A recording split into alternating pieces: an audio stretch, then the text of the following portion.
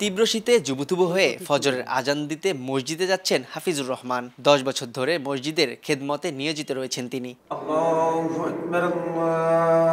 বর্তমানে বেতন পান ৩৫০০ টাকা। 7 সদস্যের পরিবারে মাসের খরচ চলে না এই অর্থে। বিকল্প হিসেবে ভ্যান সাইকেলের গ্যারেজ দিতে হয়েছে তাকে।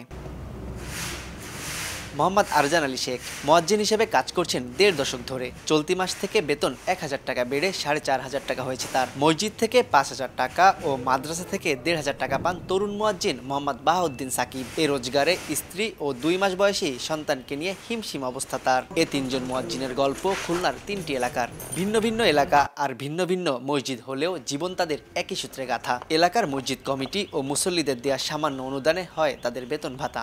আমরা যে পরিমাণ টাকা বাজারে নিয়ে যাই, 1 প্রকার বা 2 প্রকার তরকারি কিনতে আমাদের হিমশিম খেয়ে যাওয়া লাগে। মসজিদে অনেক কষ্ট আছে, তারপরেও আমরা দিনের কাজের জন্য নিজেদের সবসময়ের জন্য লেগে থাকার জন্য চেষ্টা করি। রোদ বৃষ্টি ঝড় সবসময় আসে, এইভাবেই চলে।